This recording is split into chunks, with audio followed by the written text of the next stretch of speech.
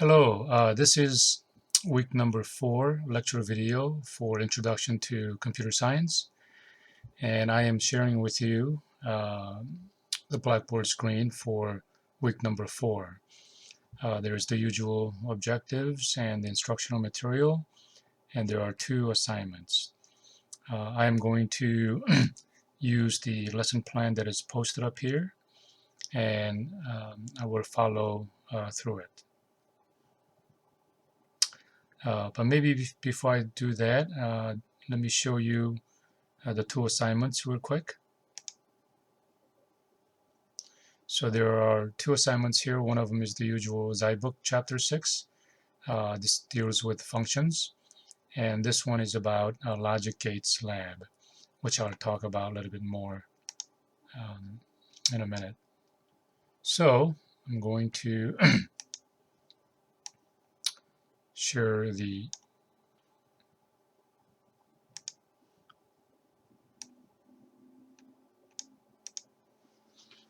lesson plan here. This is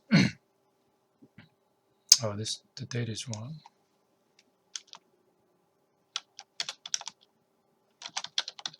September.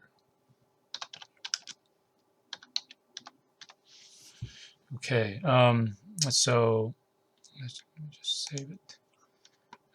As I mentioned, goal for this week is to understand and practice the functions of Python programming, and in the textbook about the logic gates. I mentioned to you briefly about 2 assignments. Okay, and so let me talk first in terms of the Zybook or the Chapter 6 about functions. So function, what is a function? Function is like a subroutine in other programming languages. It is basically a collection of codes that you want to repeat, be able to use it many times, and you can use that function whenever you want, whenever you need it, right? And so a function is useful. We use it a lot. And there are 2 parts to a function. You need to define what that function is, and then you actually need to call that function. Okay. So I mentioned to you about the repeated use, but also I didn't mention this coding organization. In a large, well, it doesn't even have to be a large corporation, but when you are writing a large program, sometimes just for you or maybe among other programmers who are working on the same program, may be assigned to develop just one function, such as like when you're using the Microsoft Word, it has many functions like spell checking function or print function and so on. So maybe a group of people or maybe one person would be assigned to develop that function. And once that function is written and well, tested and approved, it can be shared by other programs, right? Whenever, as long as you give them access, I suppose. So you can call that function whenever you want. So let me just do a couple of examples to show you what the function looks like. So let me bring up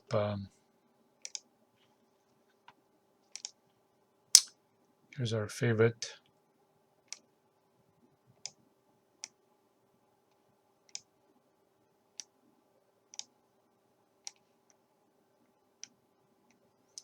online program. Let's see if I can put this on the side here. So here's a one really easy, quick function, which is in the lesson plan here. So, again, function consists of 2 parts. Function definition, which starts with a reserved word definition or def, and the name of the function, and the list of codes that you want to assign for this particular function called my function. You give whatever name you want to give. And then you need to call that function. And the way you call them is just simply type the name on a line. And so when your code is executed, as it has been compiled, it'll just come through here and then ignores the comment section. It comes over to the line number 9. It says, oh, definition. Oh, so it doesn't actually execute this, but rather put this on a stack to stack for the function definitions, and then it continues on, and then it says, oh, my function. Well, what is my function?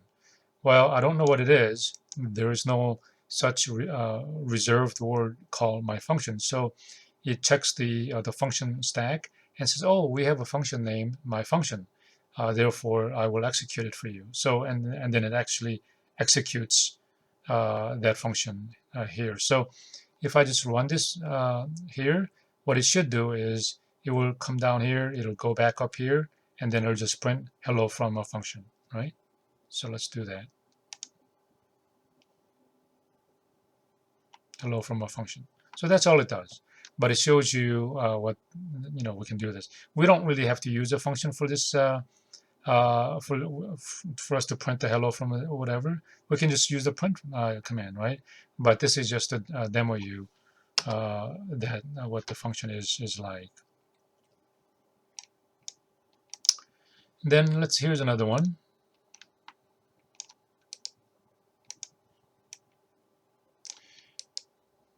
Okay, so this one is a little bit different. Here's I kept the same name, my function, and it's just a comment line saying that it's going to be using a parameter. Well, the previous one did not have anything inside of the parentheses, but this time I'm going to use a variable called fName.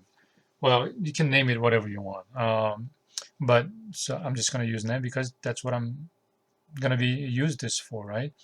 And then what I'm going to do is I'm going to print a whatever this name is going to be coming in as. So notice that this is not in parentheses or I'm in quotation marks. So whatever this is receiving when this function is called, I'll print that and concatenate it with the word Johnson.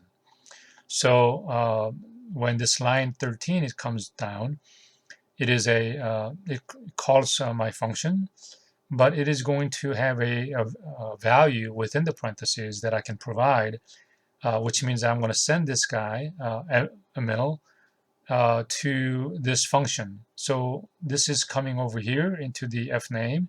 So this is going to be a value that this variable is going to receive. And then when it comes down here, it's going to print that name and Johnson. And then it'll be done with that function, and then it continues on because there's next line, and it does the same thing except it'll send this name and received by this variable name, and it'll do that over and over again until the 3 lines of the codes are executed. So when I run this program, we should see 3 lines, all with the first name concatenated with Johnson. There you go. Here's the first name of the first line here, Johnson, second name coming through here, and the third name also with the Johnson. So this is a convenient way that you can send different things to a function, and then the function will do whatever it wants to do. It doesn't even have to print anything. You can even send a number, and then you can add that number to some text value or whatever you want to do. But this is just demonstrating that you can send whatever you want from calling function to the receiving function. And as you can see, different values are sent, but it is all received by the same variable. Okay, so I hope that sort of gives you an idea what a function is, and so you can do that, right? So I'll just stop there. And then there's a whole bunch of exercises you can do in Zybucks. Okay, so let me take this away.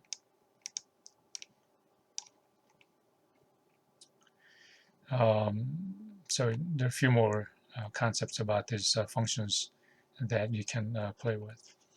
All right, so let's talk about the next item, which is the gates, or I should say logic gates, right? So maybe I should say logic gates to be more precise. So this is from the textbook. And so let me just point out to you where that's at. I think it is right here. So chapter 4 of your textbook talks about gates and circuits. And when you get over to page number 95, it begins to talk about particular gates, NOT gates, AND gates, and so on and so forth. Okay, and then gives you the symbol for it, algebraic expression for it, and what's called a truth table of how they operate, how they should operate, I should say, right? So these gates have their symbols, their truth tables, and how it works. How do they look like? Well, I guess I can kind of talk to you about that. So let me bring some of these websites that I posted for you, and they kind of explain.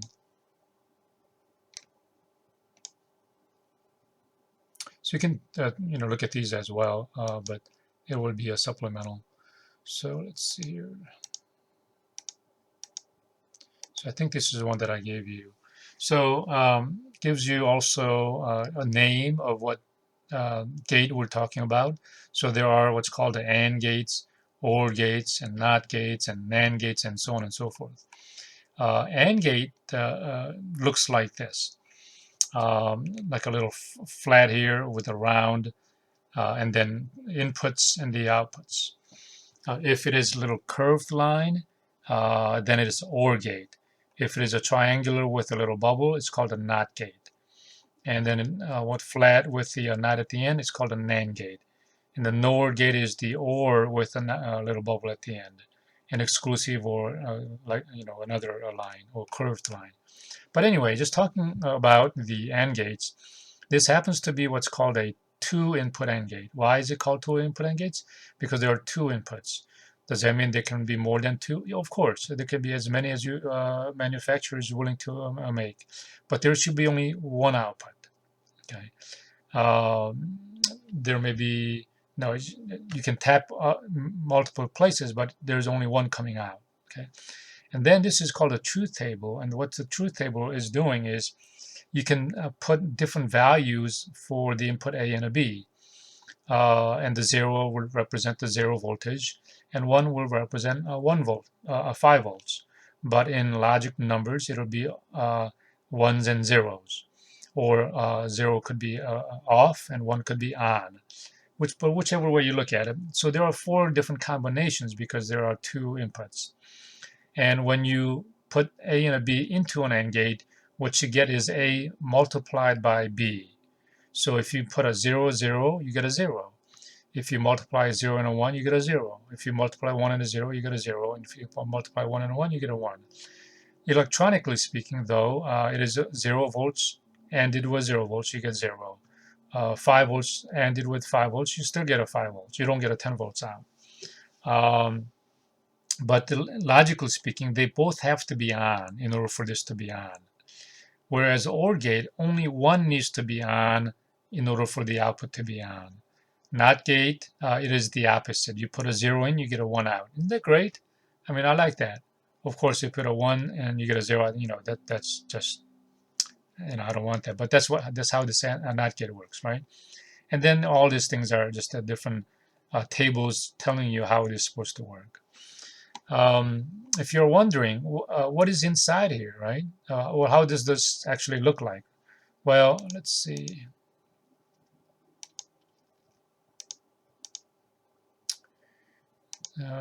Those gates look like,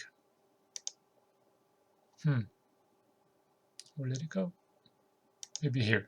So the AND gate, this happens to be an AND gate.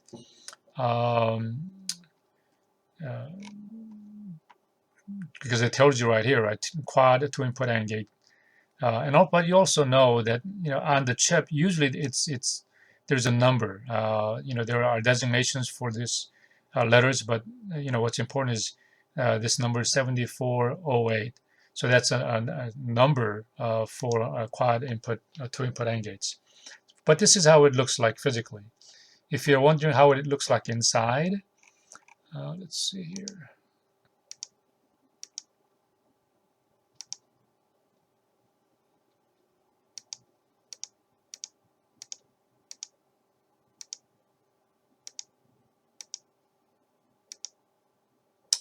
Hmm.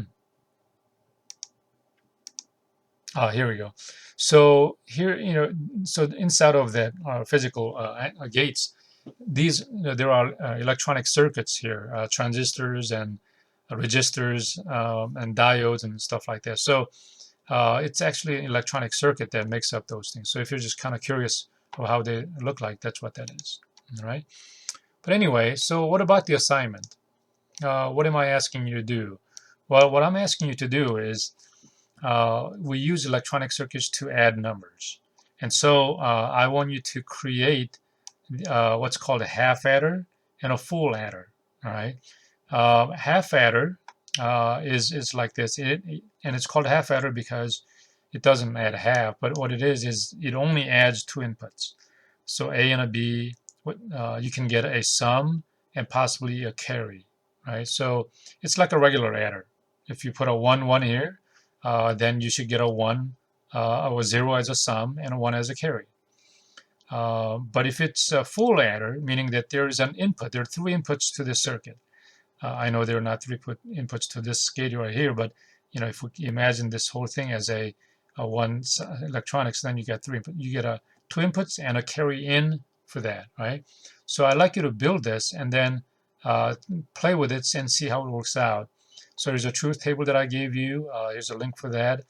When you put these things in, you get a sum and a carry as an output, right? If you had a 0 and a 1, you get a 1 as a sum, right? But if you had a 1, 1, that's a 2, which binary doesn't have, so you get a sum of 0 and a carry of 1. But if you have a full adder, then what you get is two inputs and possibly a carry in, right? So you can get a sum as well as the carry, right? So that's what's going to happen for the full adder. This is so I'd like you to create this, and after you creating them, I'd like you to record your creating. So you may want to do like twice or something, right? So record your showing that you are creating it, and then submit your link to the video. You can maybe post it on the YouTube or something, but you can use whatever video recording uh, tool that you want to use, but don't link the actual video itself because Blackboard is just gonna just run out of space. So just link only, submit only the link. Okay, so let me demo for you how that looks like. I also gave you a link where to go to, but here's a website that I gave, and I created a few simple ones. But here is a created one, and I'll post a video, see if I can show you how I'm actually creating it, right? So that you know how to do it. But here is the half adder. There are two inputs here, and if I can just click on them, if I put a 0, 0, I get nothing, right? But if I put a 1 and a 0, if I add a 0 and a 1, I get a sum, and there's no carry. And if I add a 0 and a 1, I also get a sum, but no carry. But if I add a 1 and 1, that's a 2, so I get a sum of 0, but a carry of 1, right? So that's how that works. That should be pretty straightforward. In terms of the full adder, I get 3, right? So if I just put nothing in, I get nothing out. If I put a 1 and a 0, no carry, you get a sum of 1. Same thing over here, right? And if I add a 1 and 1, just like a half adder, I get no sum, but a 1 of carry 1. But it changes now. If I put a carry, let's say a 1 and a 0, and if carry comes in, it's still a 2, right? Which means I get a sum of 0 and a carry of 1. And if I put all three of them in, that means I get 3, right? Value of 3, which means a binary 1, 1, or sum of 1 and a carry of 1. So play with it and submit the link. I will post up a separate video demoing for you how I created this. So I think that's pretty much it. Let me go back to the lesson plan here and just kind of go over what we went over. And so I demoed for you. We talked about the functions, the gates. I talked a little bit about the function itself, and I kind of showed you what a logic gate is, where it's at, and how that's supposed to work. Okay, so all right, and so that's pretty much it for my lecture. Looking forward to receiving your work. If you have any questions, as always, feel free to email me. And look for another video on the demo for the half letter and the full letter. I think that's it. Signing out.